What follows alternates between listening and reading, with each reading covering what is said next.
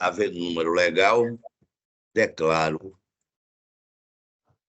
instalada essa 14ª sessão ordinária, que, embora seja a última do mês, não foi realizada, porque não há ar-condicionado na nossa sala, onde nós costumeiramente fazíamos. O tempora, o mores, diria Cícero no Senado. Mas vamos para frente dizendo que esse processo da última sessão eu indago se algum óbice, alguma acentuação a fazer com relação a essa ata da 13ª. Não, presidente. De minha parte, está aprovado. Ok, senhores. Presidente. Nada a opor. Tenho uma. Foi aprovada.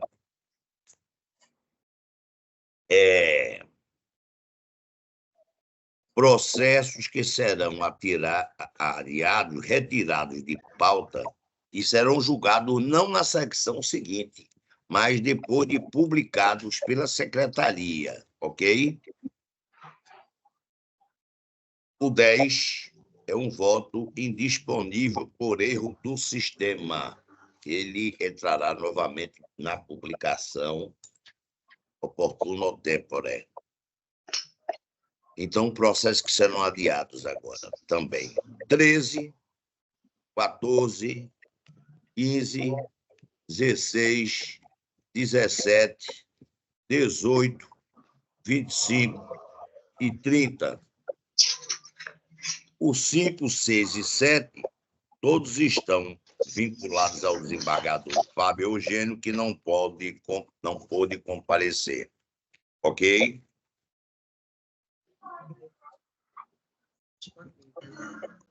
Eminentes pares, temos o processo com a Câmara expandida, que vai ser composta pelo desembargador Oipatu e Alberto Virgínio. Ok. Processo de número 1 da pauta, uma apelação civil, em que a apelante é Humana Brasil, Assessoria e Consultoria de Recursos Humanos, versus Moisés Wolfson e Elida Magali Wolfson. Em 2 minutos. O nome do advogado? Do advogado?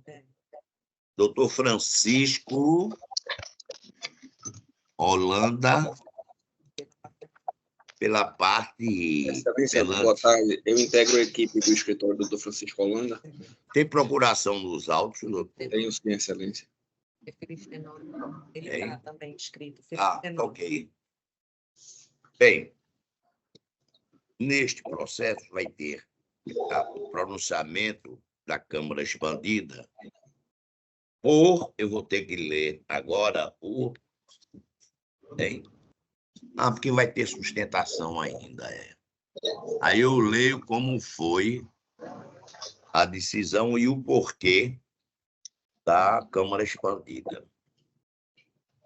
O advogado doutor Felipe, não é? Eu vou, então, indagar de Vossa Excelência se dispensa a leitura do relatório.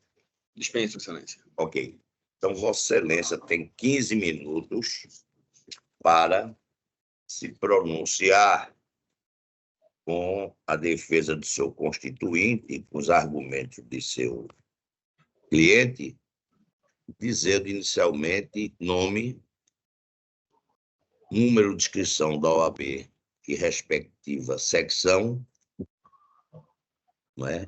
É a parte que representa, eu já disse, né? Então, Vossa Excelência vai dizer esses antes do início, nos 15 minutos. Vossa Excelência já pode dizer esses dados aqui para a senhora secretária Yara Leal. Perfeito. Essa é Nós Leal. Isso, é Felipe Tenório Bezerra, OABPE número 28263, representa o apelante Humana Brasil.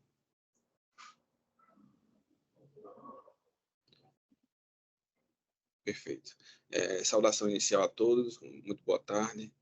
Sucintamente, só dando continuidade ao que foi exposto na sessão ordinária de julgamento, aproveitando essa oportunidade do julgamento expandido, venho aqui reiterar o pleito do apelante Humana Brasil para a reforma da sentença, dessa ação de indenização que foi intentada por ela. Ela é inquilina de um imóvel comercial, onde se foi constatada a presença de vícios estruturais na telha, no suporte de sustentação do telhado após o início do contrato de locação.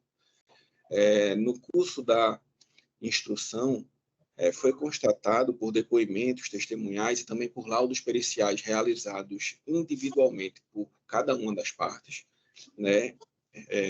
abro parênteses, porque tanto o autor, a Humana Brasil, que é a hora apelante, a inquilina que busca indenização, quanto os locadores, pessoas físicas, produziram laudos próprios, ao tempo do fato. Não foi produzido laudo pericial pela modificação, a empresa não podia ficar paralisada e não pôde ser feita a paralisação da empresa para se fazer a vistoria prévia, seria muito mais oneroso a empresa paralisar suas atividades e ficar com os vícios estruturais que foram identificados, porque também envolviam a questão de segurança. Houve uma infiltração grande por vícios de sustentação da telha, que precisava ser sanado.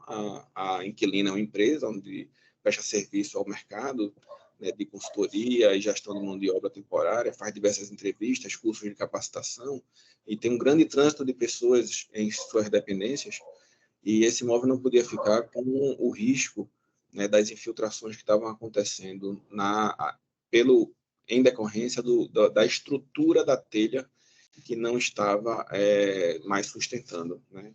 Havia, como se foi constatado nas perícias realizadas, a base de sustentação, algo que não era aparente ao tempo do início da locação, era feita de forma precária, com madeiras antigas, sem alvenaria devida, sem qualquer tipo de constatação de suporte técnico desejável, para um imóvel daquelas qualidades, e para a destinação a que se propõe.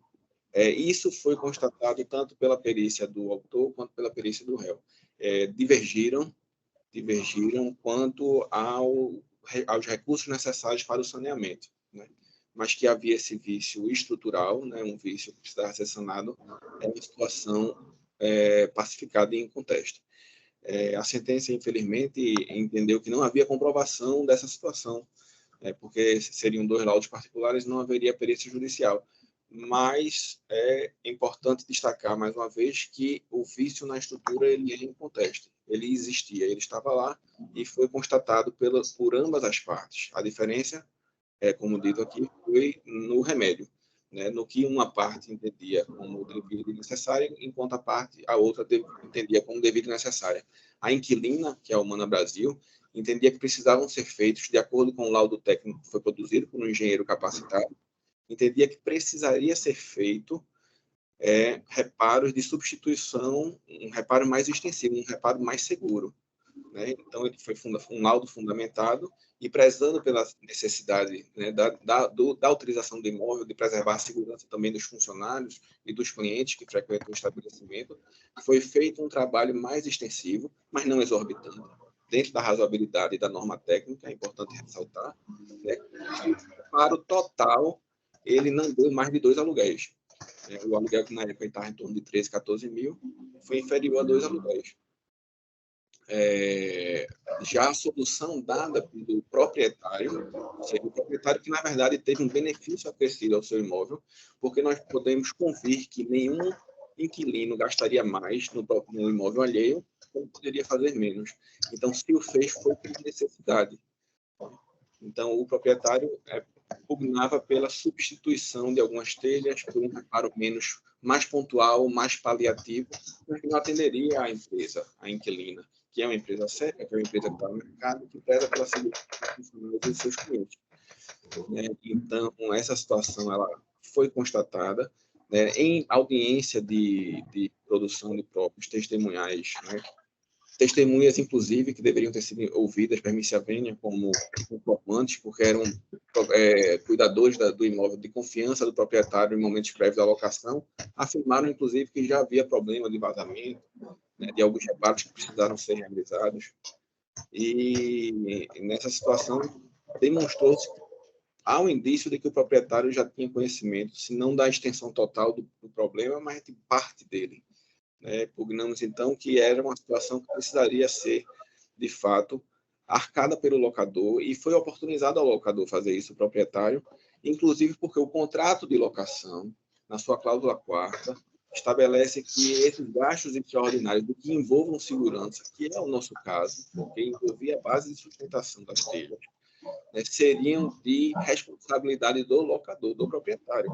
Né? Reforçamos que não foram gastos extraordinários, foram gastos recomendados por normas técnicas, por peritos técnicos, né, em benefício do imóvel, ou seja, houve um beneficiamento no valor do imóvel, que agora está reformado, está com uma sustentação, mas não houve nenhum tipo de prejuízo ao locador. E o que se pugnou em fase pré-processual, inclusive, foi a amortização, foi a compensação com aluguel, né? Dentro dessa razoabilidade, mas houve a intransigência do locador que motivou a ação, né? Para que nós pudéssemos receber o ressarcimento, né, dos gastos que foram feitos em melhoria necessária e de segurança no imóvel, né? Não houve nenhuma participação do locador, do proprietário nesse sentido, nós precisamos entrar com ação. Lembrando que houve reconhecimento parcial, né? Ou seja, os vícios foram constatados por ambas as partes. Então, a improcedência total, permissa vênia, discordamos do juízo de primeira instância, porque ela contraria, inclusive, um reconhecimento próprio do réu, quando ele diz que reconhece que teria saneamento a ser feito, mas discorda no valor e na medida a ser tomada. Mas que o dano existia. Né? Então, a sua extensão que era objeto de litígio, e não a existência desse dano. Né? Então, a própria improcedência total do pedido, ela contraria essa situação que ficou caracterizada, né, na produção das provas fáticas dos autos, documentos e depoimentos. Então, nós pedimos também a reforma nesse sentido. É o que temos a acrescentar. Agradeço a todos imensamente a atenção, né, e encerro a minha sustentação nesse momento, reiterando o pedido de reforma da sentença. Muito obrigado, doutor, pelo seu pronunciamento, do seu cliente. Somente lembrando agora, já que houve essa defesa, não é? Eu até fico... Mas o importante é que haja todo o direito de pronunciamento aos ilustrados advogados. E eu, daqui a menos de um ano, lá estarei. Meu número deve ser o mesmo ainda, 4410. Olha aí como era antigo. 4.410. O teu qual era? 4.301. Olha, meu assessor aqui era 4.301. Mas, então, isso deve ser preservado, porque todos nós, antes de tudo, somos bacharéis, tá, em direito. Né?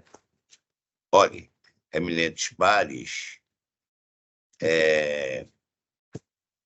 porque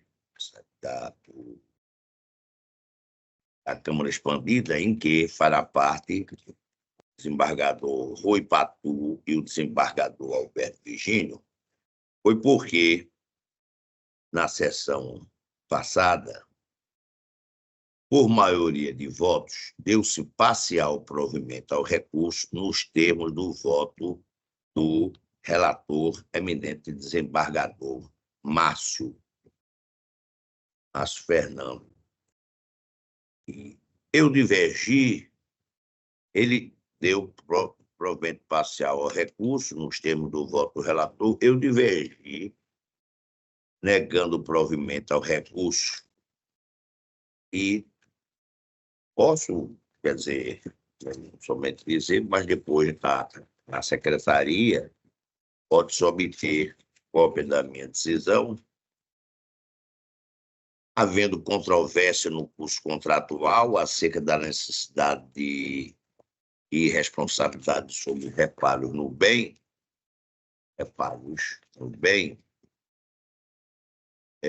deveria a autora ter se valido de medidas judiciais para realizar tal apuração de forma adequada e, sob o crivo do contraditório, a exemplo da produção antecipada de provas, impedido a obrigação de fazer em sede de antecipação tutelar, dando a demandante por realizar obra com amparo exclusivamente em laudo de profissional de seu alvitre. Esta o fez por sua conta e risco, inviabilizando ainda a possibilidade de apuração da real origem dos vícios do imóvel. Então, síntese foi este em que me abroquelei para divergir dos eminentíssimos pares. E então, eu chamo a antiguidade do desembargador Alberto Ligino para proferir seu voto. Embargador Fernando Martins, Pois não. peço vênia a Vossa Excelência, mas eu acho que quem primeiro vota é o desembargador Rui Patu, que é mais novo do que eu. Ah, são mais novos, porque eu sou daquele tempo que eram os mais antigos que votavam. Não, Mas é certíssimo. na Câmara está no regimento. Certíssimo. Desculpe. Certíssimo. Tudo dantes como no quartel de Abrantes. Eu convoco o eminentíssimo desembargador Rui Patu para que se pronuncie sobre esta apelação da Humana Brasil contra Moisés Wolff e Magali Wolff. Com a palavra, o eminente desembargador Rui Patu. Senhor presidente, eu peço vênia a Vossa Excelência para acompanhar o relator, porque entendo que isso é uma despesa claramente extraordinária, né, bancada pelo inquilino, e de forma que o ressarcimento é justo. E cabe nesta mesma ação a apuração desse valor com a definição do devido ressarcimento, de forma que eu acompanho pelos mesmos fundamentos o voto do relator. Ok. Desembargador Alberto Ligino. Presidente, eminentes colegas, senhora procuradora, advogados, eu também estou comungando com o mesmo entendimento de Sua Excelência, do desembargador relator, Márcio Aguiar, pedindo vênia ao desembargador Fernando Martins, que trouxe a divergência, porque eu vejo no voto de Sua Excelência, o desembargador Márcio Aguiar, o seguinte, aspas, o laudo de inspeção da empresa WMF Engenharia, ID 21779925, contratada pela locatária, apontou as seguintes causas da infiltração. Primeiro, coberta realizada de forma improvisada, absolutamente inadequada. Segundo, falta total de manutenção da coberta, nomeadamente. Terceiro, telhas remendadas, furadas e trincadas, em péssimo estado de conservação. Quarto, calha amassada, furada e sem a calefação necessária. Quinto, madeiramento e sustentação da coberta apoiada em tijolos soltos, sem, portanto,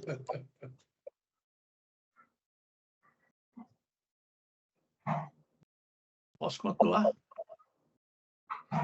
Telhas remendadas, furadas e trincadas em péssimo estado de conservação. Quarto, calha amassada, furada e sem calefações necessárias. Quinto, madeiramento de sustentação da coberta, apoiada em tijolos soltos, sem pontalete para apoio de madeiramento da cobertura sem fixação adequada. Quinto, madeiramento submencionado, peças finas e com qualidade insuficiente. Sétimo, telhas quebradas, desalinhadas, dispostas de madeira incorreta, com inclinação, quebradas, desalinhadas, desprovida de maneira incorreta, com inclinação contrária com as águas, não sendo canalizado para as calhas, faltando parafusos de fixação e com recobrimento inferior ao necessário acarretamento da passagem da água entre as mesmas. 9, calhas, em concreto, armado sem impermeabilização. E, por último, 10, ausência de algeroses. Fecha aspas. Abre aspas. Ainda de acordo com este laudo, as infiltrações provocaram dano nas placas de gesso acartonado e nas pinturas do teto e das paredes da recepção, da circulação entre a recepção e a sala RH 1 e 2 da Copa da Circulação, em frente à Copa do Arquivo TI. Por seu turno, o laudo pericial apresentado pelo locador conclui que os vazamentos da cobertura periciada deu-se principalmente à falta de manutenção, além da instalação incorreta de uma concertina em área não recomendável. Também foi identificado a necessidade de remoção e execução de forma correta de alguns suportes de alvenaria que servem para estruturar o telhado. E, por último, inutilização do madeiramento e substituição de algumas peças que estão danificadas, entre outros aspectos. Portanto, embora distintas, ambas as perícias apontam falhas estruturais na execução do telhado e falha de manutenção como principais causas de infiltração. Por sua vez, a cláusula 4ª do contrato de locação desobriga, desembargador Rui Patu e os demais colegas, senhor presidente, expressamente o locatário das obras de manutenção extraordinária ou que importa na sentença do prédio, na segurança do prédio. Nesse contexto, resta inequívoco a responsabilidade do locador pelos vícios ou defeitos existentes no telhado do imóvel. Eu estou acompanhando o relator para dar provimento parcial, para condenar os réus a restituir os valores dependidos pela locatária com a reforma do telhado do valor de R$ 18.623,50, acrescido de juros de mora de 1% ao mês, a partir da citação e da correção pela tabela INCOGE, a partir da data do pagamento, facultado a compensação com os aluguéis. É como voto, pedindo vênia aos demais pares por ter dialogado. Estão me ouvindo, né? Porque estão me ouvindo, Yara. Olhe, então, com a composição da Câmara, está baixo?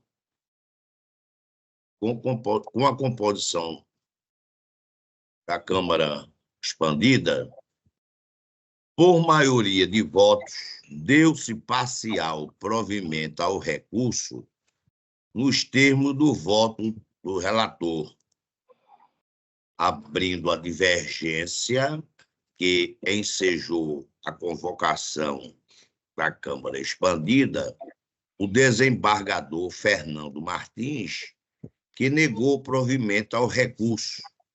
Ok? Fica bem explicitado no... Pronto. Esse agora também. Com Câmara expandida também, né? O 3, que tem Câmara expandida, e quem foi aqui? O relator foi o desembargador Gabriel. Uma boa tarde. 2 minutos. Sua ligação que é definitiva. 2 minutos. Estou Sua vendo ligação aqui. já é definitiva, não tem problema. É o 2, não da pauta. Ele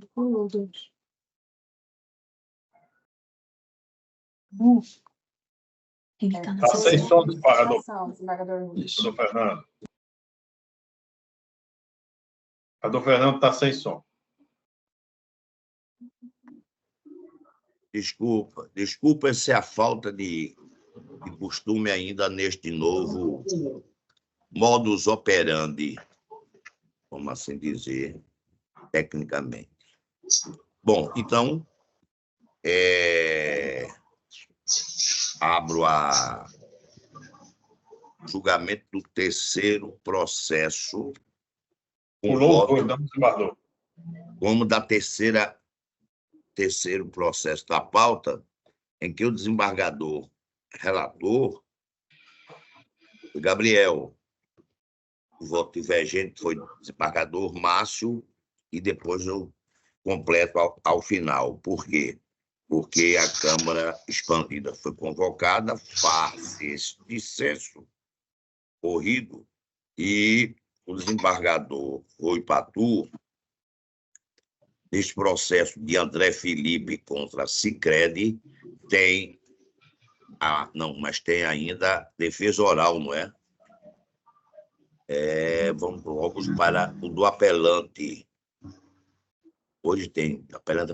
Doutor Pedro José de Sá, por favor. Deixa eu localizar aqui. Pedro, para ver se ele está presente.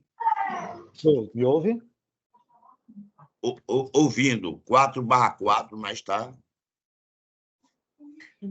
Doutor Pedro, Vossa Excelência aqui, não é? Isso. Pronto. Vossa Excelência terá a palavra em seguida, terá a palavra pela Sicredi o doutor Paulo Rodolfo ou doutora Gabriela Dantas. Presente, senhor presidente. Paulo Rodolfo. Pronto, então vai ser Vossa Excelência em seguida. Com a palavra, o eminente advogado, doutor Pedro José de Sá, advogado do apelante. Obrigado, presidente. Antes de mais nada, meu nome é Pedro José de Sá Rodrigues Lustosa, OAB-PE 23141, e represento os recorrentes de ambos os processos que serão julgados aqui conjuntamente.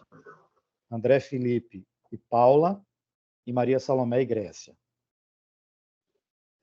Cumprimento aos desembargadores, aos presentes, aos advogados, doutor Paulo Rodolfo, e informo que não pretendo me alongar aqui nas razões, mas existem alguns aspectos que entendo relevantes para a efetiva apreciação dessa controvérsia. Bom, são 2 processos que tramitam conjuntamente.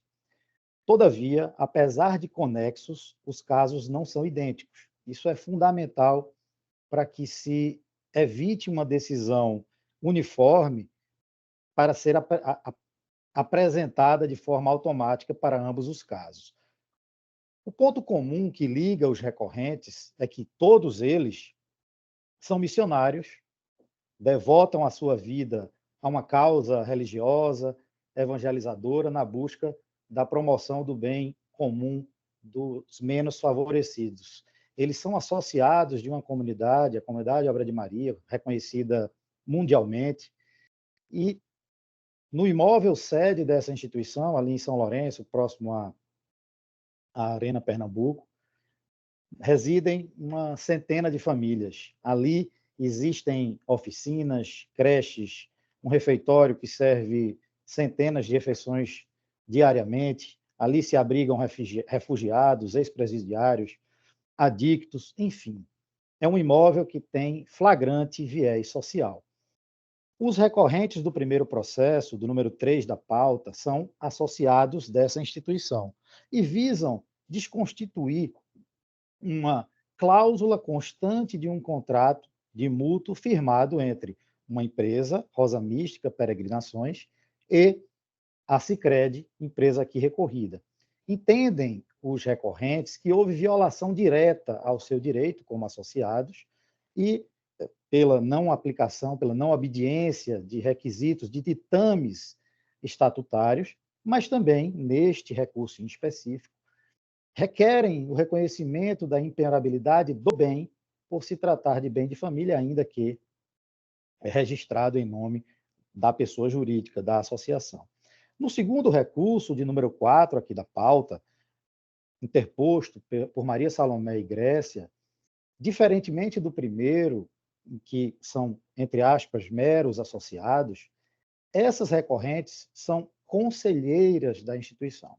Elas fazem parte do corpo diretivo da comunidade e, por prerrogativa estatutária, teriam a competência de firmar todo e qualquer instrumento que alienasse, que impusesse ônus a bens imóveis daquela associação. A sentença que ora se discute entendeu pela ilegitimidade ativa de todos, entendendo que, por não firmarem esse instrumento originário, não teriam legitimidade, não teriam possibilidade de discutir vícios referentes a esse instrumento. Ainda que se adote esse entendimento quanto ao primeiro recurso, o entendimento que levanto aqui apenas por argumentação, obviamente que as conselheiras, aquelas que deveriam firmar o instrumento, teriam legitimidade para discuti-lo. Eu faço aqui até um paralelo para contextualizar e facilitar esse entendimento. É o mesmo que, numa situação hipotética, uma pessoa contraísse um empréstimo com uma financeira e solicitasse a uma empresa que desse um bem em garantia a esse contrato, seja para reduzir a taxa de juros, seja para facilitar a aprovação. E esse contrato, essa garantia, fosse firmada por um sócio minoritário sem poderes de administração. Por óbvio que, neste caso, o sócio administrador constante do contrato social registrado na respectiva junta comercial teria legitimidade para discutir esse vício, né, que não da não assinatura dele naquele instrumento. E é isso que entendemos que se amolda ao caso aqui concreto. Ressalte-se ainda que não se deseja, excelências, anular o próprio instrumento jurídico, a cédula de crédito bancário. Isso não é objeto de nenhum dos pedidos desses processos que estão aqui sendo julgados. O que se discute única e exclusivamente é a instituição de garantia de um bem imóvel que não obedeceu os ditames estatutários. Isso é muito claro, muito transparente.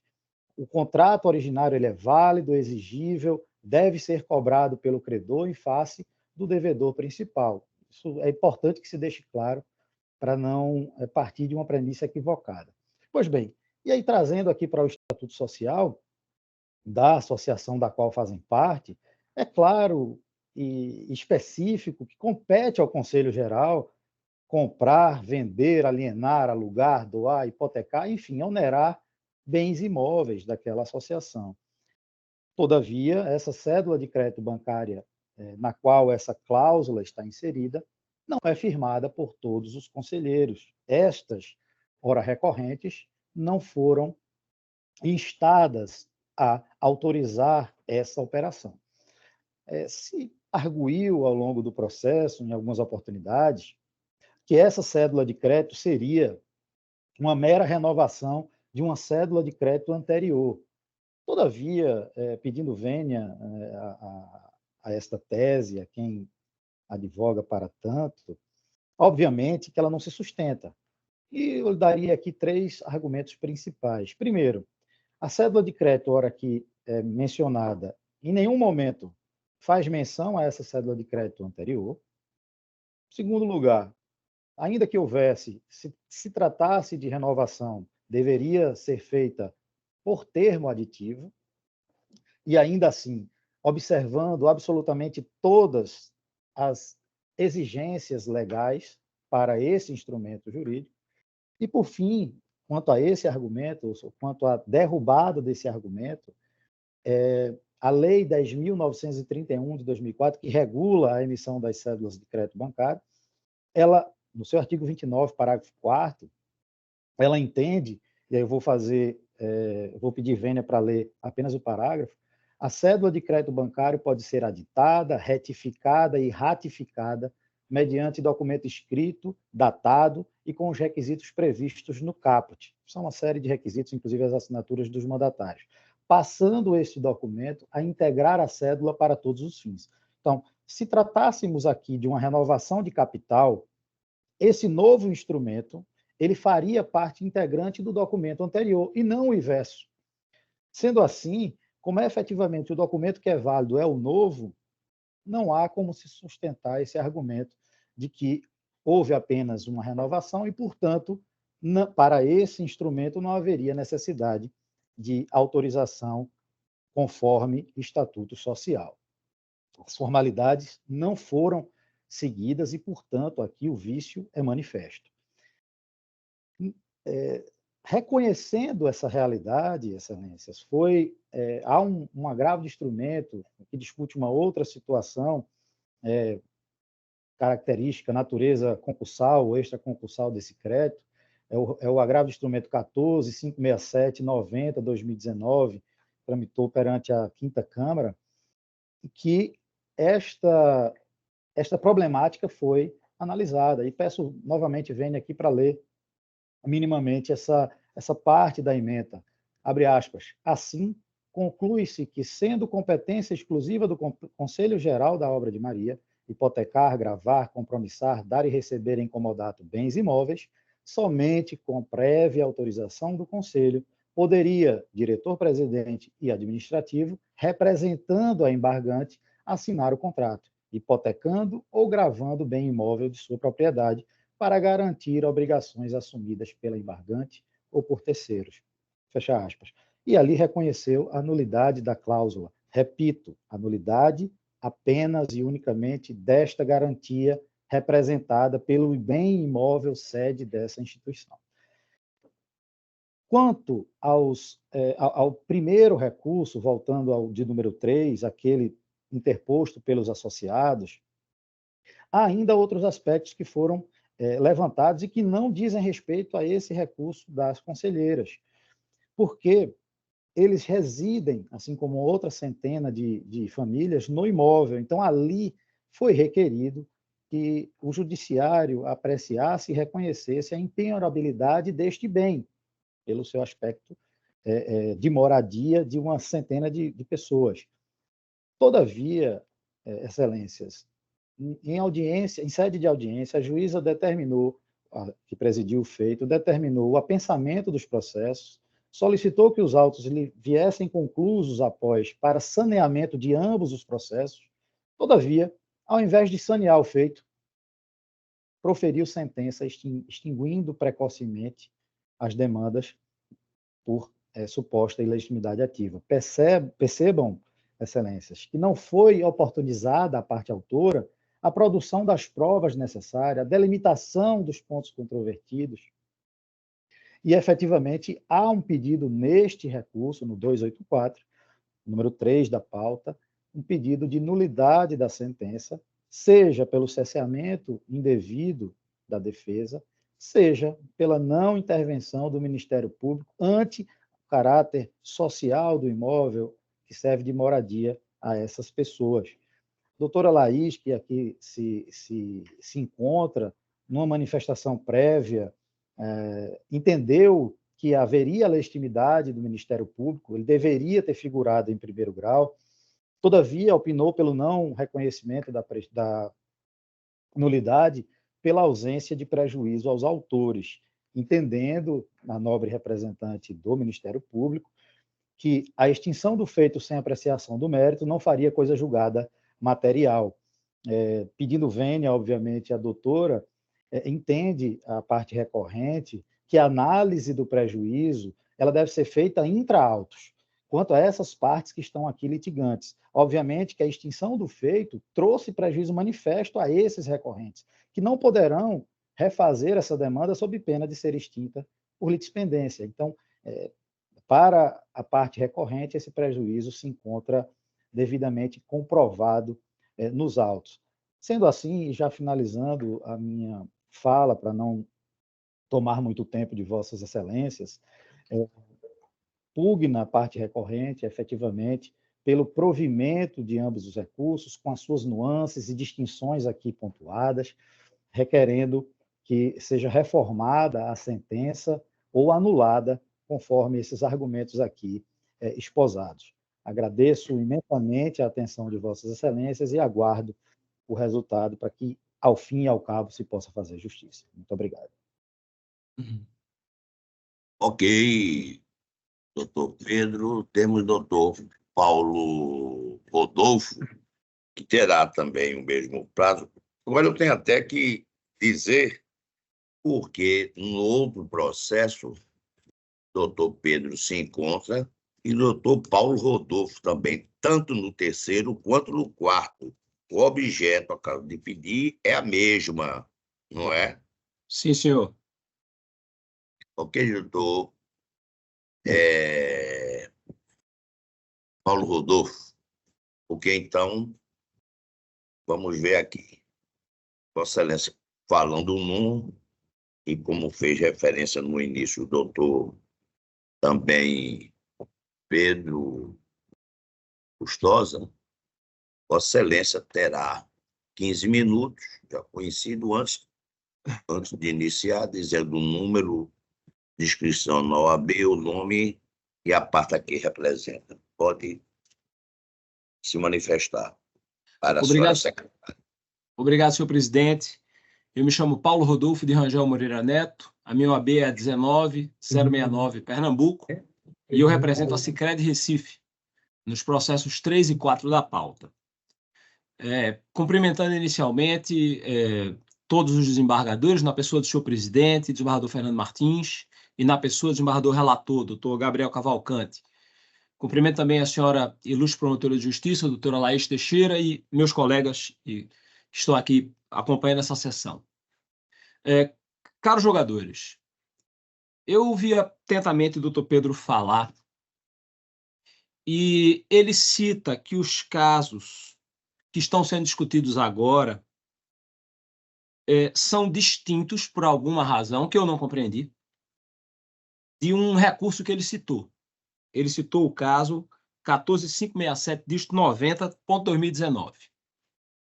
Um agravo de instrumento julgado pela 5ª Câmara Civil, em que se reconheceu a mesma nulidade que o doutor Pedro defende aqui. A mesma, idêntica. Suposta nulidade de celebração de uma garantia que teria, na tese defendida pelo doutor Pedro, que ser novamente autorizada pelo Conselho Geral da Obra de Maria. E ele não conta o histórico dessa discussão, que exatamente reforçou e serviu de lastro para que a magistrada declarasse a ilegitimidade desses associados e das diretoras para reclamarem essa questão, essa suposta nulidade da cláusula. Então vejam o que é que ocorre. A Sicredi Recife celebrou com a Rosa Mística, uma famosa empresa de turismo religioso, vários empréstimos. Dentre eles, essa cédula de crédito bancário, objeto dos autos. Dentro dessa cédula, que é a renovação de um capital de giro, com expressa referência na ementa do contrato, a Obra de Maria renova uma garantia que foi dada no capital de giro anterior. Então, esse capital de giro foi renovado, expressa referência à renovação do capital de giro com a mesma garantia que foi dada. E quando a Rosa Mística enfrentou uma crise econômica, ela pediu recuperação judicial na vara, salvo engano, 27ª Vara Civil do Recife.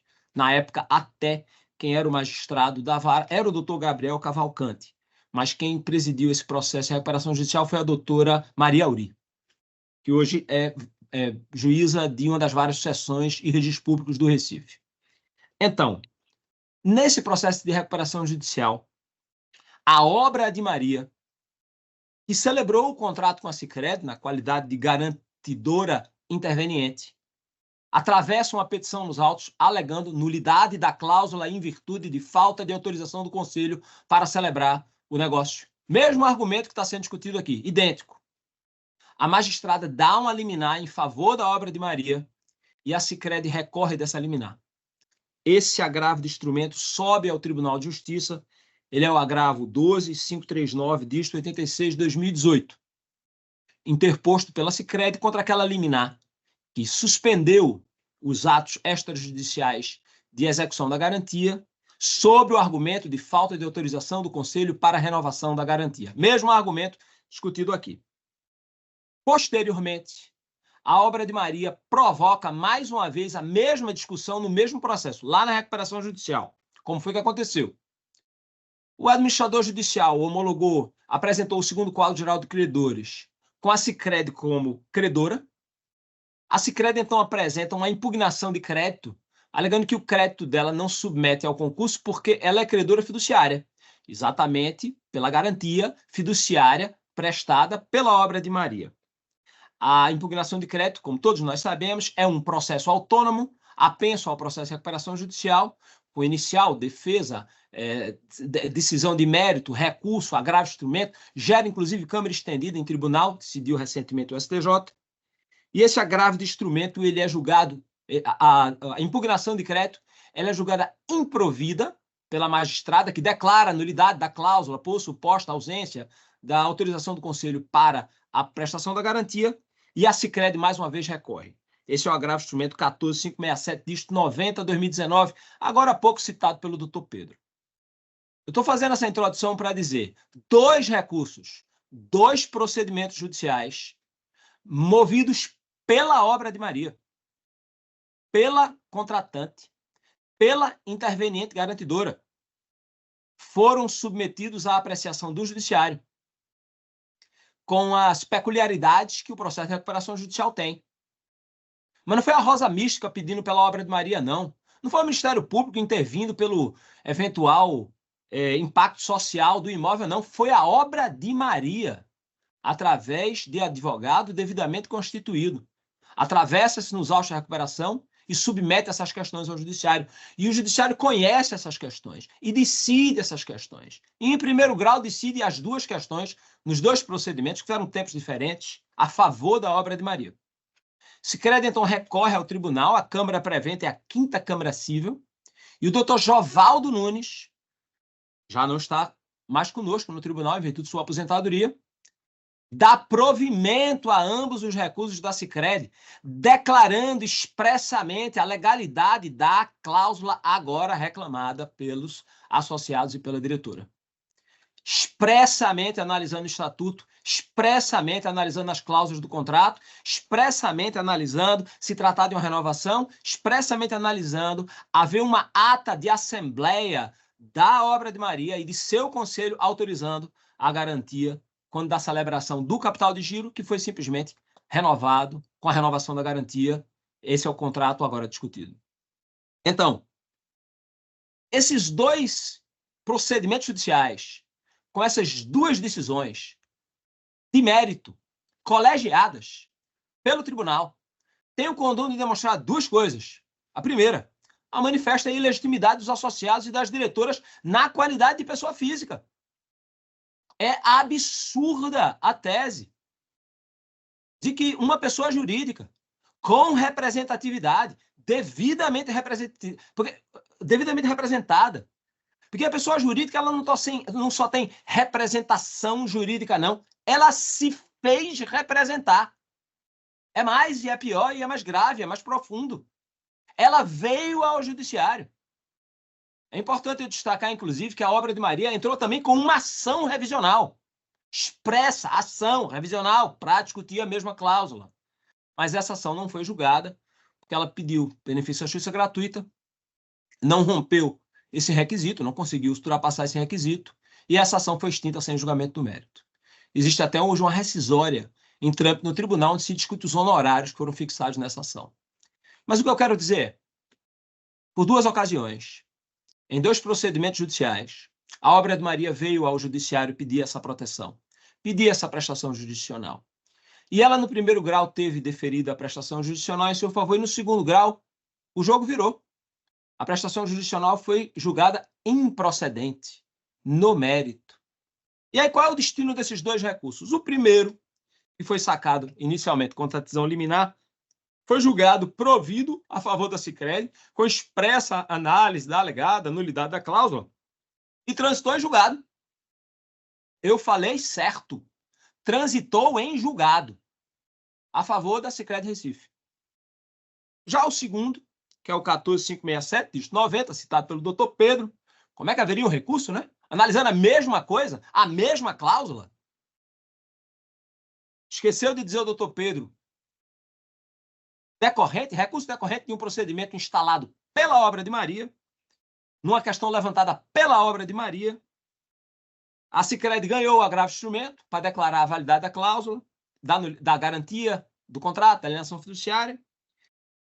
A obra de Maria opôs um embargo de declaração, e esse embargo de declaração, numa Câmara diferente, numa composição diferente da primeira, com o doutor José Raimundo como relator, doutor Silvio Neves Batista como vogal, e me falha a memória, e doutor Agenor Ferreira, perdão, não me falha a memória, e doutor Agenor Ferreira, decide por 2-1, o 2-1, dá provimento ao agravo de instrumento, ao embargo de declaração, para declarar a nulidade da cláusula. Para declarar a nulidade da cláusula. Isso agora que os associados e as diretoras querem. A mesma questão.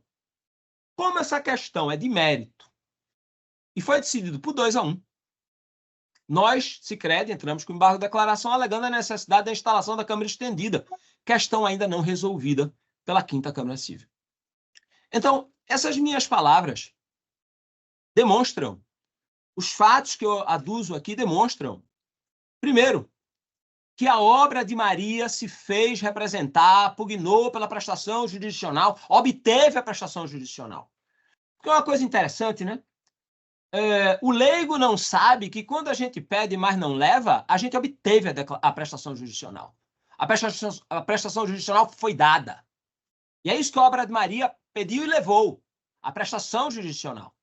Num primeiro momento a seu favor, num segundo momento, no grau revisional, contra. Mas ela é combativa.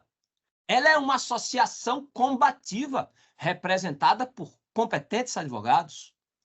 Obteve, no embargo de declaração, ainda em 2-1, o êxito na sua pretensão. Essa questão vai ser decidida pelo tribunal. Doa a quem doer. Inafastabilidade. A gente não escolhe a prestação que recebe, mas a obra de Maria, com as devidas vênias, quer escolher. Porque essas ações movidas pelos associados, e foram 5 desembargadores, 5 associados. Hoje nós estamos julgando, o tribunal, perdão, está julgando os últimos 2 casos com a mesma discussão. 3 duplas de associados entraram com ações idênticas, perderam ilegitimidade. Essa questão subiu aqui ao tribunal, perderam ilegitimidade, subiu ao STJ. Ministro Luiz Felipe Salomão declara nas decisões monocráticas, rejeitando esse recurso, expressamente a ilegitimidade diante das circunstâncias do Estatuto Social da obra de Maria, declarando a ilegitimidade e afirmando que, diante da autonomia da personalidade jurídica vigente no direito brasileiro, não pode um associado reclamar a validade ou não de uma cláusula. Não pode uma diretora, na qualidade de pessoa física, porque eu faço parte do conselho, reclamar a validade da cláusula. Não pode. Não pode. Quem tinha que ter reclamado isso era a obra de Maria. E olhem que felicidade, a obra de Maria reclamou e obteve o pronunciamento jurisdicional, que agora é uma situação absolutamente insegura, que nós estamos hoje numa situação de insegurança jurídica. Há um acórdão transitado no julgado declarando a legalidade da cláusula, mas há um acórdão agora, em 2-1, embargo de declaração, dizendo o contrário, seguiremos com o trâmite jurisdicional.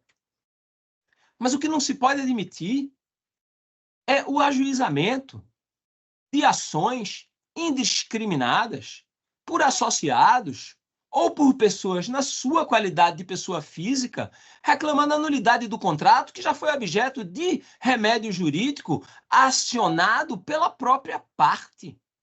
É absurda a pretensão.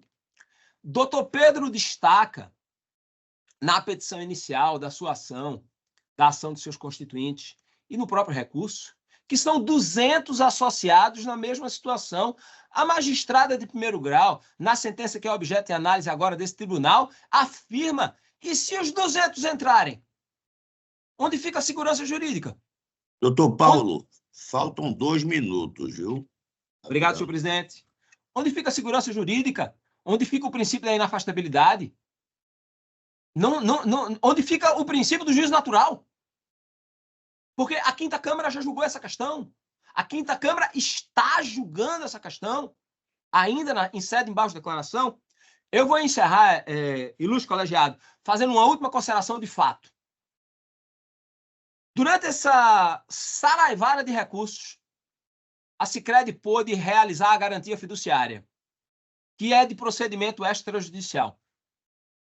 E houve a consolidação definitiva da propriedade no nome da Sicredi Recife.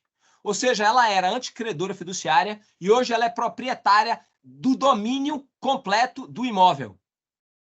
Consolidação da propriedade registrada na matrícula imobiliária. Ela é proprietária, dona de fato e de direito. Se eventualmente a própria Obra de Maria viesse a lograr êxito na sua intenção judicial, esse fato jurídico é perfeito e não se pode retroagir. Isso tem que ser resolvido em perdas e danos. Eu vou encerrar rogando a esse colegiado que, na remotíssima hipótese de dar provimento ao recurso, o que causará uma enorme instabilidade e insegurança jurídica, eu faço essa ressalva, o feito seja, ao invés de ter o seu mérito julgado, determinado o retorno dos autos ao juízo de origem, que apenas declarou a ilegitimidade das partes, não analisou o mérito. E segundo o próprio Pedro, doutor Pedro, o feito não está maduro para julgamento, pois ela não saneou, ela não fixou pontos controvertidos, ela não decidiu sobre produção de provas. Então, com essas considerações, eu pugno pelo improvimento dos 2 recursos de apelação. Muito obrigado. Obrigado, doutor, pelo seu ilustre pronunciamento.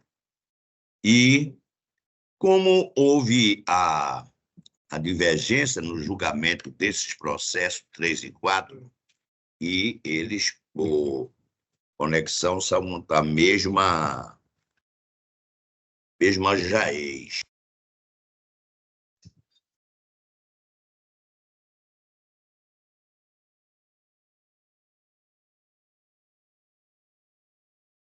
Está sem som, presidente. Fernando. Agora, Está ouvindo? Bem. é porque Agora está ok. complicado, eu nem toquei nele. Mas veja, o desembargador Rui Patu também dará seu voto nesses 2 feitos, que são o mesmo objeto e a mesma empresa. E, em seguida, o desembargador Alberto Virgínio também dará para haver este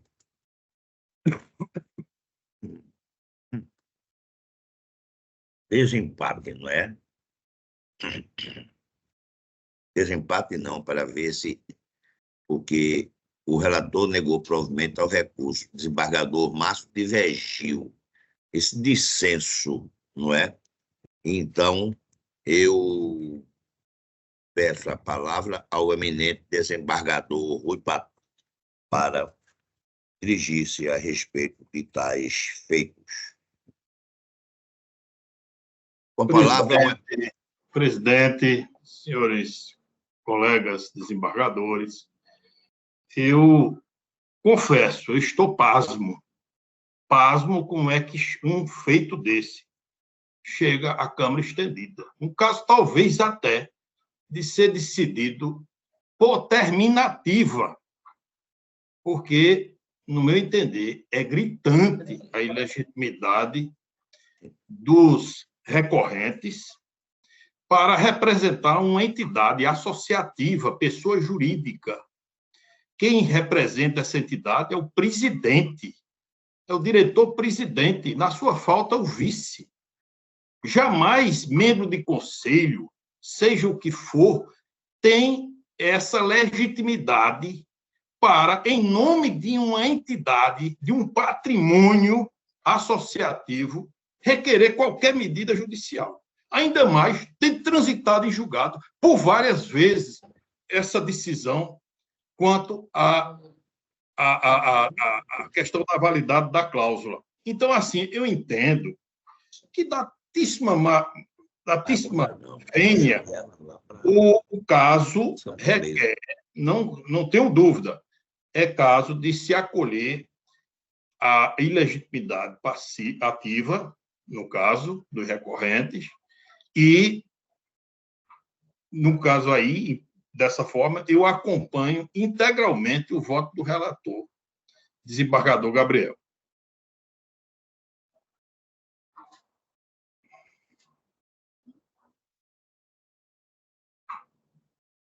Está sem som, presidente. Obrigado, desembargador Rui.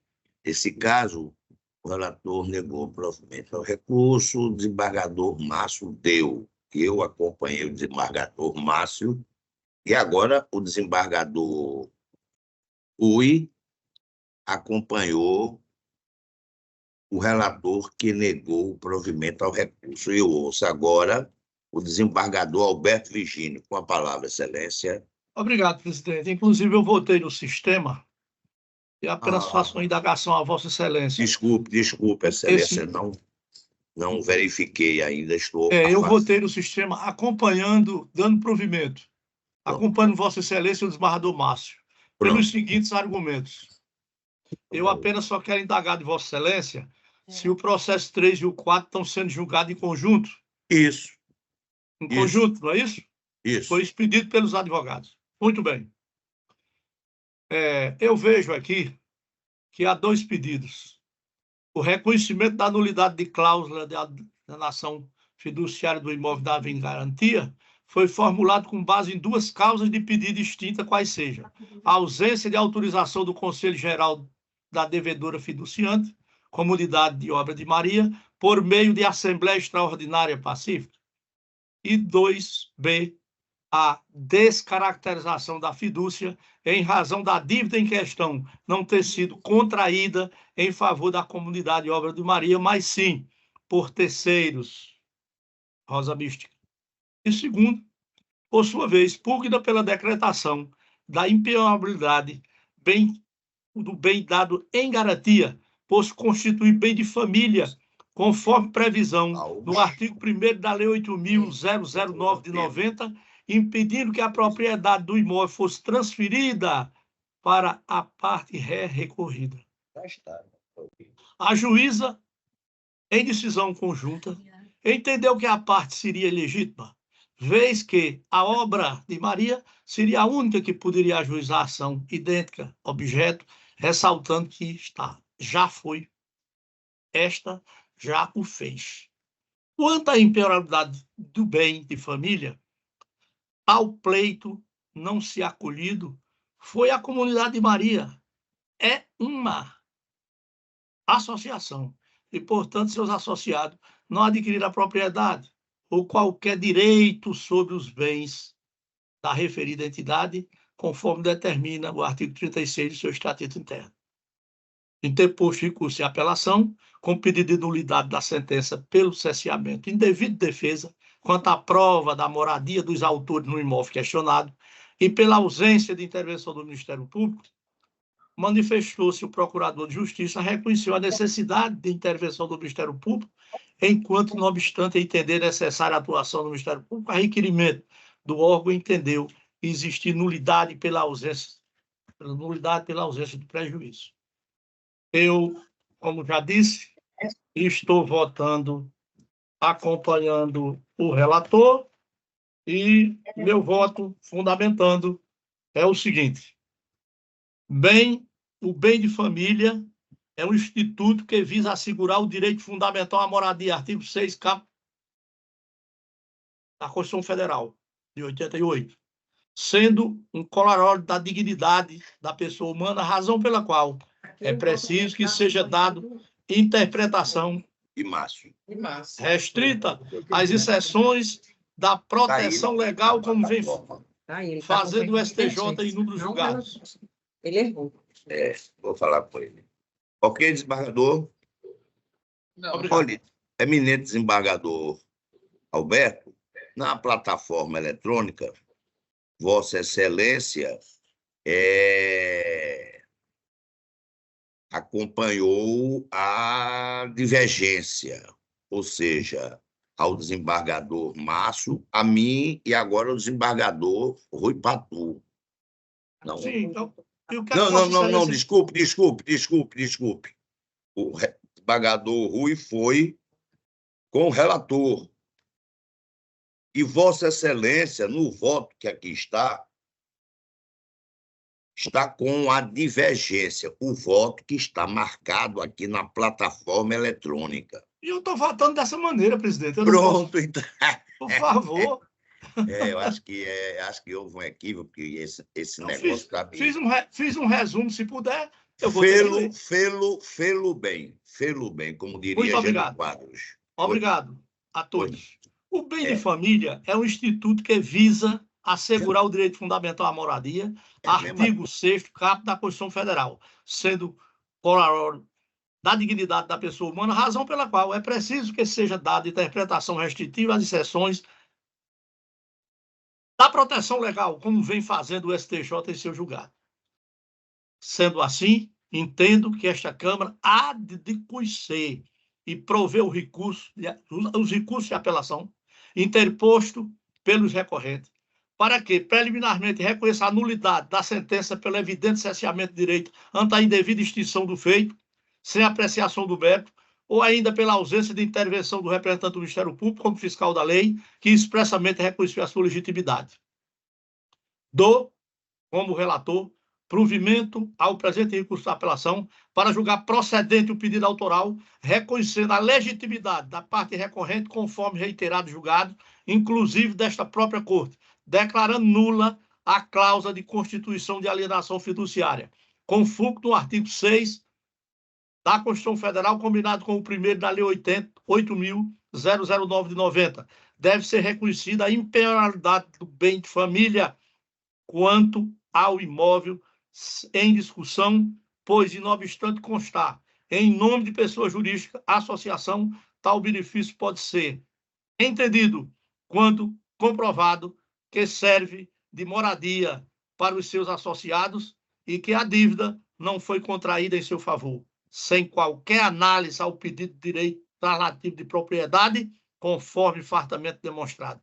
É como voto, eminentes desembargadores, e o outro processo, na mesma linha de raciocínio, dou também provimento ao recurso de apelação, seja reformado a decisão de primeiro grau reconhecendo a legitimidade do requerente, vez que os conselheiros e competentes do Conselho Geral da Associação, conforme reiterado julgado, inclusive desta Corte, declarando, por conseguinte, nula a cláusula de constituição da alienação fiduciária pelo flagrante desrespeito ao que consta previsto Estatuto Social, a ausência de autorização do Conselho Geral da Assembleia para este fim, com base no disposto do artigo 1665 do Código Civil, invertendo por consequência o ano da sucumbência, é como voto, eminentes embargadores. Pois não, eminente par, eminente desembargador Alberto Presidente Fernando Gabriel Cavalcante, pela ordem. Sim.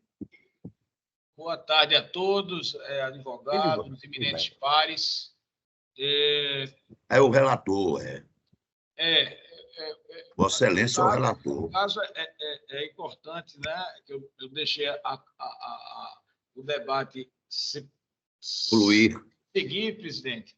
Mas, enfim, o voto lançado, acompanhado pelo eminente desembargador Rui, foi acompanhando o parecer ministerial em atuação no segundo grau, pela manutenção da decisão monocrática, né, que compreendeu pela ilegitimidade ativa, quer no processo de número 3, quer no processo número 4, no primeiro caso, conselheiros, no segundo caso, associados, com base, inclusive, nos diversos julgados que trataram sobre o mesmo tema.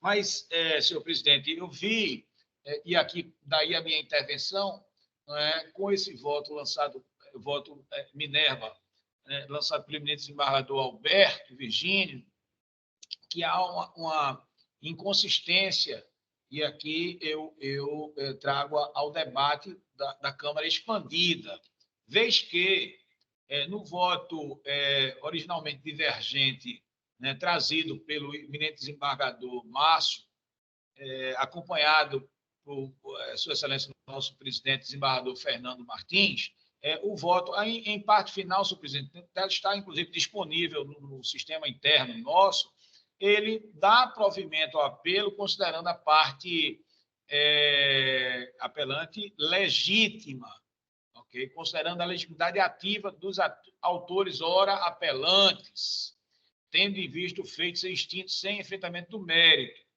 E, como corolário, né, diferentemente da conclusão trazida pelo eminente desembargador Alberto Virgínio, ele determina, o eminente voto divergente do desembargador Márcio, que os autos retornem ao juiz de origem para regular a instrução e apreciação do mérito da causa. Inclusive, esta matéria, em caráter alternativo, foi trazida na parte finalíssima, né, dos argumentos orais trazidos pelo eminente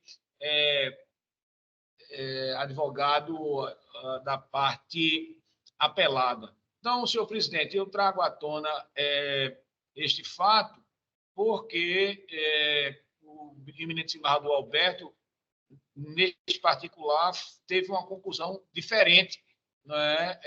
E eu trago a discussão da Câmara. Se o voto a ser acompanhado seria o voto divergente do desembargador Márcio, com a conclusão que eu acabei de me referir, ou o voto trazido pelo eminente desembargador Alberto. É essa indagação que eu trago à discussão, senhor presidente. Eminente desembargador Gabriel, quando o desembargador Alberto Virgínio, ao final do seu talentoso voto, vem a concordar in totum, ele não fez nenhuma divergência nisso, não. Ele acompanhou o relator que dava provimento e, consequentemente, a mim que também divergiu, dando provimento, o Márcio Aguiar divergiu, dando provimento no que eu acompanhei, eu, Márcio e o desembargador Alberto.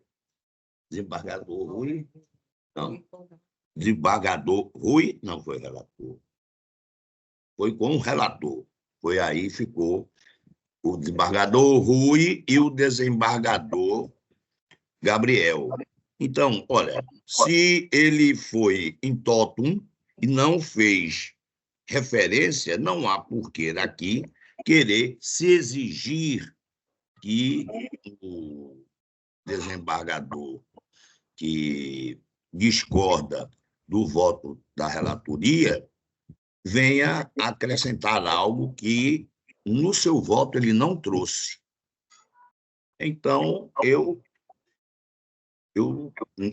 aqui eu tenho que trazer o resultado que veio desde a sessão anterior. Houve o voto de Vossa Excelência negando o provimento, que deu provimento, né, ao recurso, o voto do desembargador Márcio, que divergiu, dando provimento, por maioria, deu-se provimento. Desembargador Márcio lavrará os acórdãos, ok? Que desembargador Márcio? Desembargador Ok, Márcio? senhor presidente. Ok, senhor presidente.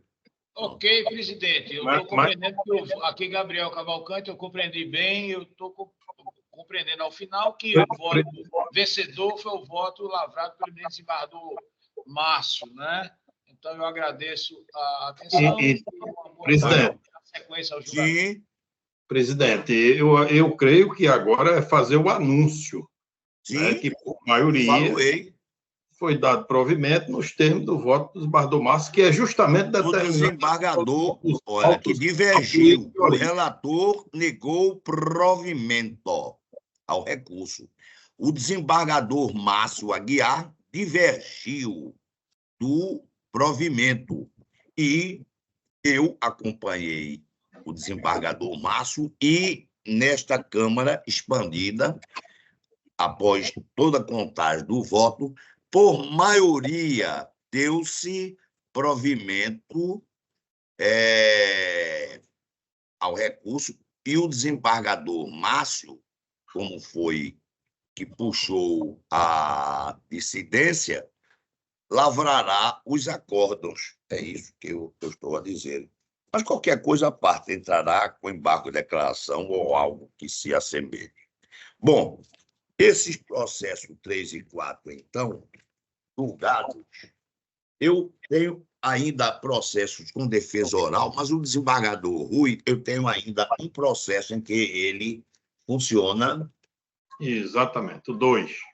O 2 para liberar Vossa Excelência, não é? Cadê o desembargador Alberto? Desembargador Alberto se encontra? Yara. Senhor presidente, apenas pedindo licença para me retirar. Boa Quem? continuação do trabalho. Até logo. O advogado, sim, doutor. Agora Até eu logo, estou senhor presidente. Obrigado. Apenas me tentando retirando. localizar. Desembargador Alberto aqui. Estou Porque presente, presidente.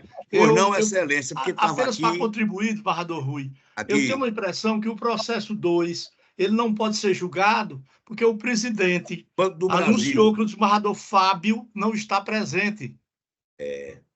E vou A aqui composição Câmara expandida... é uma divergência do desembargador Fábio, a sua pessoa e a minha, votamos Não, é o acompanhando o 2. relator. É o 2, desembargador. Não é esse, não. É É o o 2. 2, que Eu ia é o falar Banco o do 2. Brasil.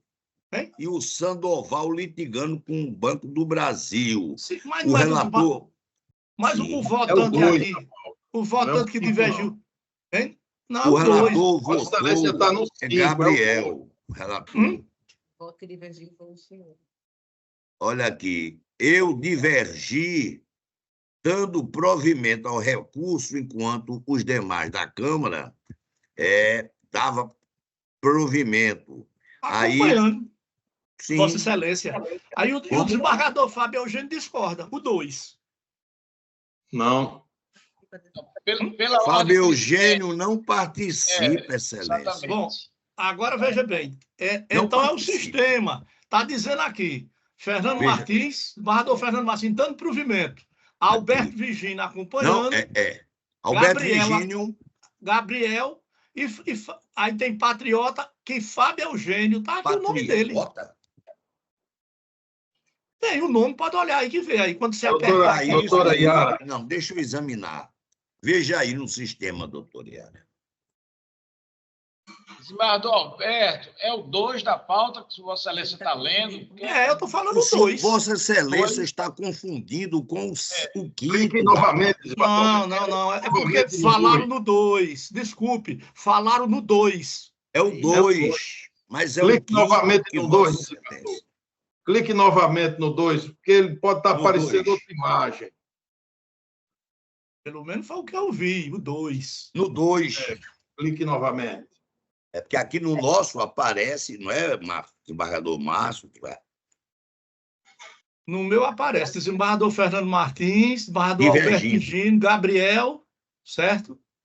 E embaixo tem Patriota Malta. Não, mas aí é substituição. Eu sei que é substituição, mas eu digo. Foi, já era. Então não tem seu voto, desembargador Rui. Tem o meu, que eu estou acompanhando o relator. A matéria, desembargador Alberto, é PASEP do Banco do Brasil. Vossa Excelência Esse é o 5 atua. da pauta. Desembargador Não. Alberto, Vossa Excelência deve estar vendo o 5. Esse é PASEP? Pedido. O 2 é PASEP, Banco do Então, Brasil, a eu já- matéria. Eu É já estou dizendo aqui que estou impedido. Pronto. Então, Declaro impedido. vai ter que ser adiado este processo, Pronto. Declaro desembargador. impedido. Desembargador Rui Patu já está liberado, não é? Está liberado. Não, desembargador. Falta Sim. o 5. Desembargador, Faltam 5. eu acho que o desembargador... Ô, Yara, por favor, no 2, quem participa efetivamente? Acabou. Eu queria fazer essa indagação. Alberto Vigílio não está funcionando. Não está. Então não tem que ser julgado. Tem que adiar. Ele está verbando impedimento agora, desembargador Alberto. Tá o quê? Ele está verbando impedimento agora, desembargador Agora. Alberto, porque é PASEP. Ele não tinha averbado ainda. Esse processo veio para a pauta agora, veio de uma virtual.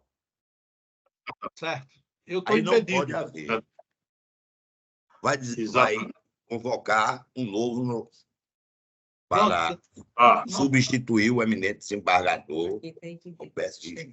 Nós estamos Pronto, dispensados. então está liberado.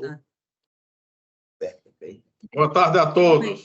Boa tarde. Desembargador, não há mais expandida, desembargador Obrigado. Alberto, desembargador Rui, com os agradecimentos da Câmara, da Procuradoria, da Secretária, desejo um bom fim de tarde para Vossas Excelências e um feliz feriado. O feriado. O feriado vai ser grande.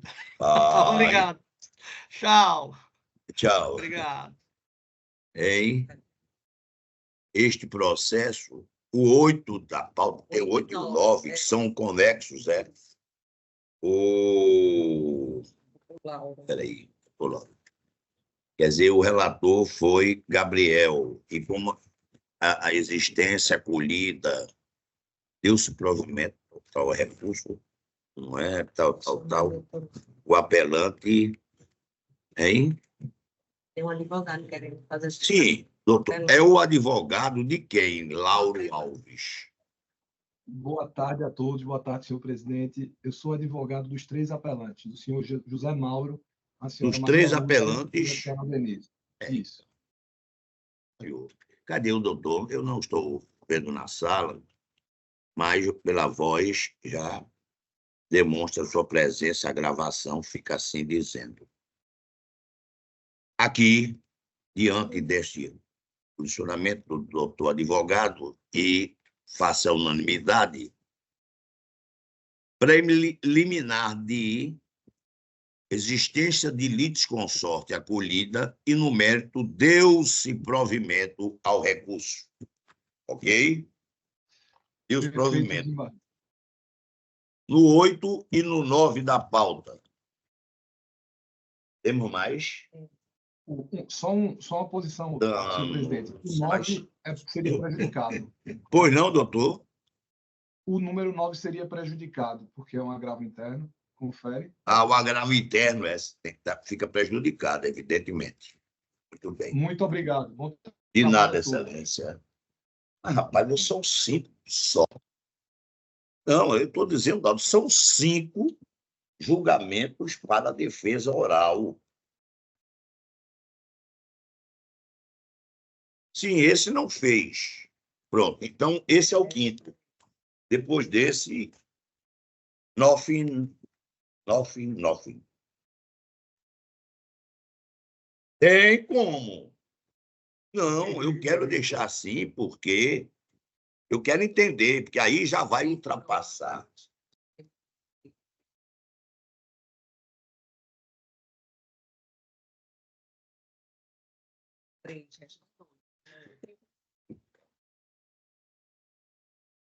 Severina contra Itaú, BMG, é o 12. Sou o relator, doutor Har. É estranho mesmo, Excelência. Boa tarde. Ramine Cordeiro. Doutora Kaline. Ramine Cordeiro. Isso. Vossa Excelência é advogada do Banco Itaú, consignado, BMG. Exatamente, Excelência. Então, Vossa Excelência pode fazer sua defesa pelo prazo de 15 minutos. Certo. Para registro, é Ramine Cordeiro Soares Siqueira, OAB Alagoas 16110. Ilustre desembargador presidente, demais desembargadores, servidores e autoridades aqui presentes, registro formalmente meus cumprimentos de boa tarde.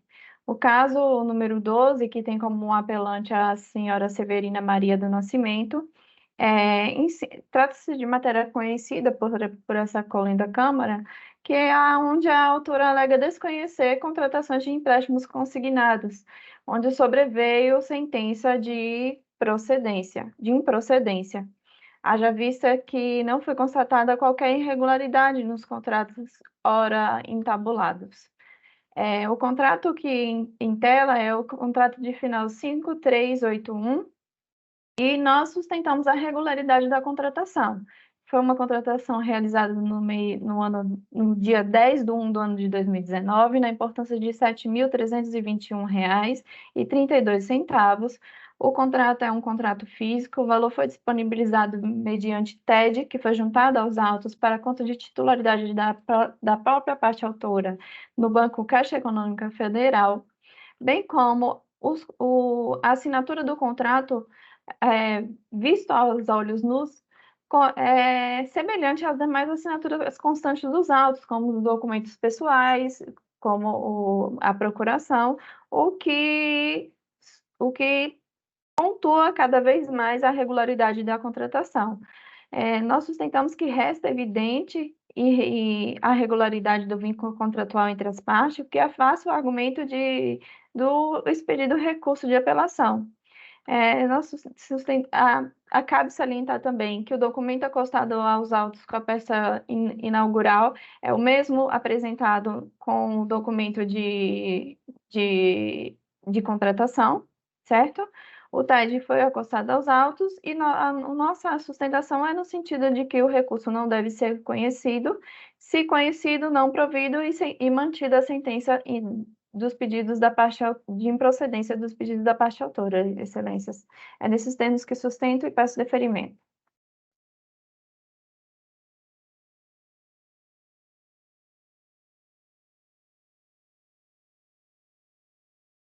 O desembargador Fernando está sem áudio. Agora, tá ok? Beleza, Yara. Ok. Bom, neste processo em que eu fui relator e acompanhado dos desembargadores Márcio Aguiar e do desembargador Gabriel Cavalcante, a decisão foi: deu-se parcial provimento ao apelo apenas para afastar a condenação em litigância de má-fé. Assim, e tem mais um ainda,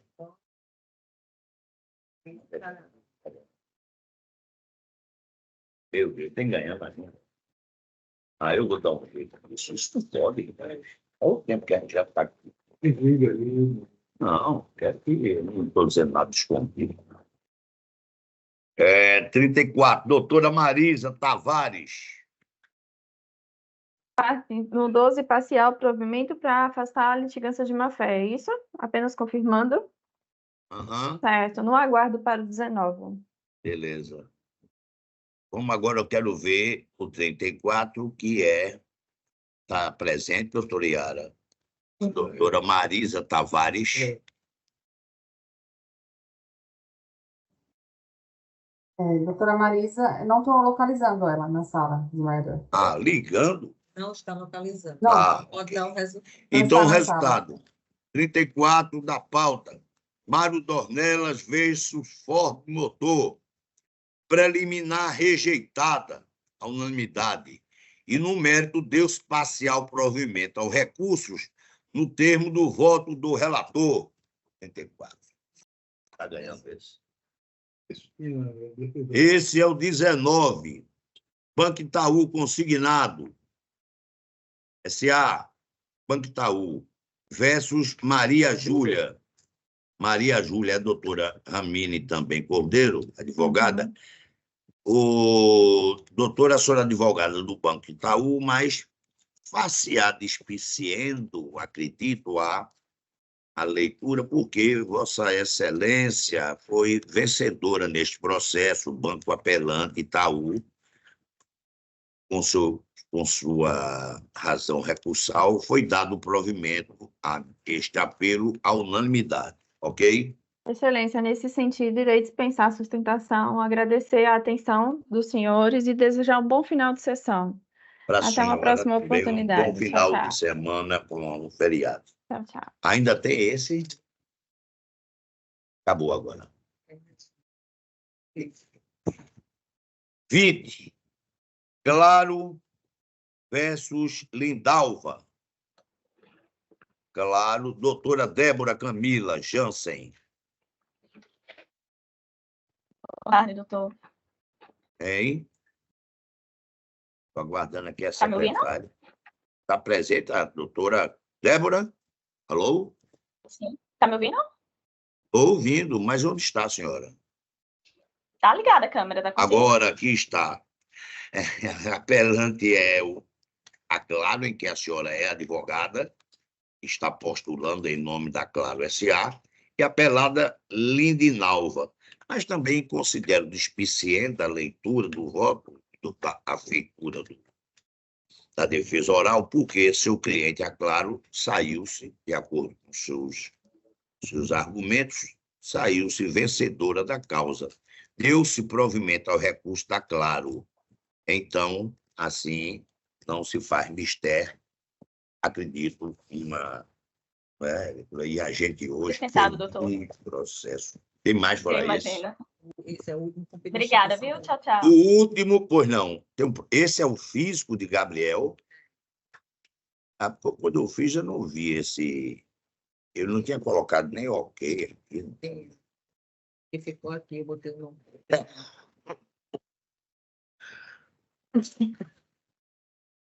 Relator desembargador Gabriel, apelando construtora TWM, apelada SEAB.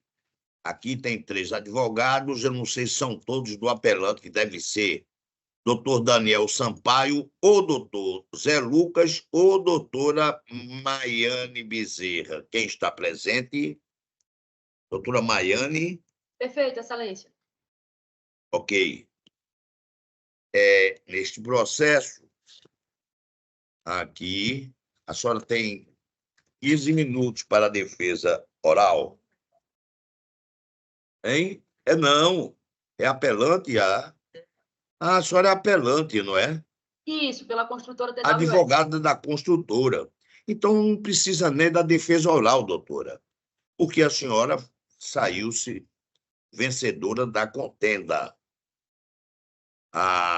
Deu-se provimento ao recurso da construtora TWM Limitada, seu constituinte, ok? Ok, excelência. Então, aproveito apenas para registrar a satisfação de, pela primeira vez, estar aqui perante essa egrégia Câmara, professor da Paraíba. Muito obrigado. Também gosto muito de João Pessoa. Cidade que bom. Que tem violência Venha nos visitar tranquila. sempre.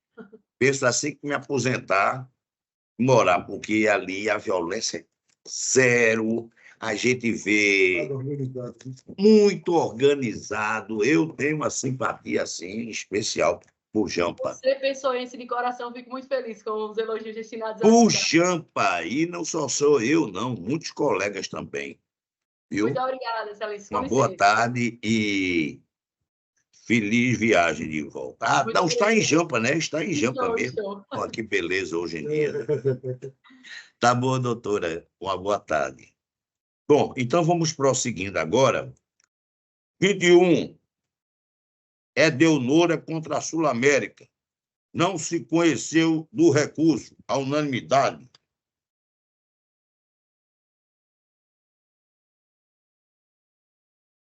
(22) Silvana Jaidete versus João Vicente. Negou-se provimento ao apelo. 23. Deise versus Usebens Seguros. Negou-se provimento ao recurso de Deise. 24. Bradesco Saúde versus Maria das Dores. Embargo de declaração rejeitado. Unanimidade. Que número foi esse? 24 pulou aqui, porque já saiu o 25, né? 26. Neoenergia. Ixi. Neoenergia, porque São Paulo está... Os gabinetes estão numa situação difícil, sem luz, né? Aí está um problema danado. Neoenergia versus Ari Dutra. Deu-se provimento ao apelo da NEO. 27. Sul-América versus Maria Leal. Negou-se provimento ao recurso da Sul-América. 28. Administradora de Consórcio Nacional Honda versus José Carlos. Deu-se provimento ao recurso da administradora. 31. Pernambuco Construtora de Empreendimentos Limitada versus Flávia Michele. Deu-se parcial provimento ao recurso da autora para, reconhecendo a responsabilidade exclusiva da promitente vendedora pela rescisão do contrato, determinar a devolução integral e imediata dos valores pagos pelos promissários compradores e condenar a construtora o pagamento de lucro cessante, negando-se provimento ao recurso da Ré, que é a Pernambuco, não é? 32. Sheila versus Bradesco e os mesmos recorrendo um no polo ativo, outro no polo passivo e depois invertendo. Negou-se provimento ao recurso do réu e deu-se provimento ao apelo da autora. 33. Sul-América versus Carlos Alberto, preliminar rejeitada e no mérito negou-se provimento ao recurso. 35. Carlos Jorge versus Banco Pan-Americano. Deu-se provimento ao apelo de Carlos Jorge. 36. Bradesco versus Elias. Embargo de declaração rejeitado. 37. Banco do Nordeste versus calcinação de gesso. Embargos de declaração rejeitados. 38. Cleonice Clementina versus Bradesco. Negou-se provimento ao apelo de Cleonice. 39.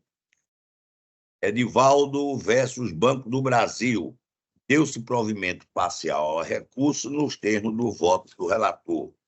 Vialim versus Banco do Brasil, 42. Embargo de declaração rejeitado. 43. Aimoré versus Elizabeth. Deu-se provimento ao recurso. 43. 44. Amil versus Antônio Heraldo e Amil Assistência Médicas, ambos em polos positivo e negativo, e depois invertidos os recursos.